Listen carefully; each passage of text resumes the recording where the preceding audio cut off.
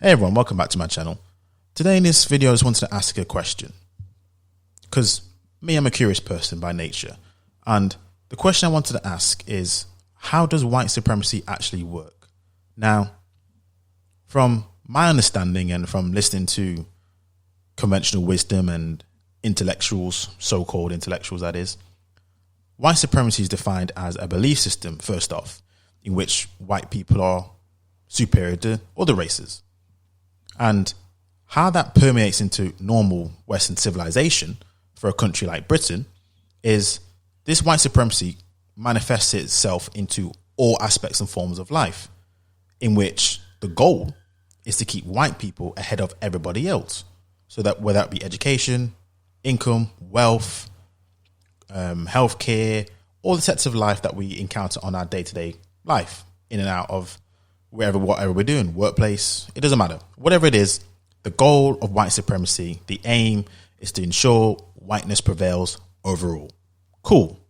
But not only that, the other aim of white supremacy, or the other goal, is to not only enhance whiteness, but to suppress anyone else. And by I mean anyone else, I mean people of color.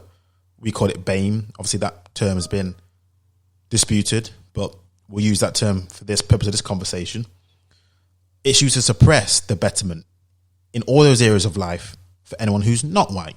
So now we understand that, we're clear. Cool. However, one of the areas of life which has popped up, which in my mind is one of the most important areas of life, is income and wealth disparity and how much income each household has. Now, when I look at statistics and figures and when I look at news reports, I would assume, in the UK at least, I don't know about anywhere else, but I'd assume in the UK, because the majority of the population is white, Britain was built upon white supremacy, that whiteness should be ahead of everywhere else. However, when I look at reports, I'm seeing something odd. What I'm actually seeing is it's not white people who seem to be ahead. It seems to be people of color. But hold on. It's not necessarily black people, but it's other people of color. Now, classic examples are the Indians and Chinese in society. Apparently, again, this is according to research, they, on average, earn more than their white British counterparts. So the question I have to ask is, so how does white supremacy fit in with all of this? How is it possible that non-white people, non-white indigenous people, have managed to overtake indigenous whites in which white supremacy should hold supreme? How exactly does that work? I mean, am I meant to believe, or are you meant to believe, that white supremacy is so clever that now it's not only targeting non-people of color, but certain types of people of color?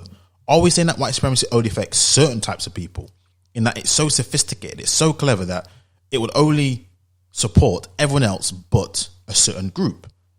A certain dark group, for example? I don't know. That's the question. That's the question I want to ask. The question I would really like to ask, and you're seeing the images on screen right now, between income disparities, average income, split by ethnicities, you see a real clear pattern that it begs the question, how exactly does white supremacy work?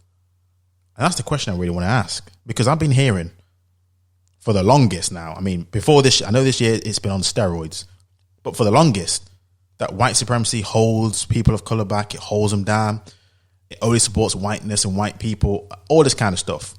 But when you look at these facts and figures and the data, a different picture emerges. It's not that of white supremacy. Or is it still? Is this still a form of white supremacy that it's not dark enough? Is that what we're going to say now? Chinese and Indians, the new white. Anyway, food for thought. Until next time.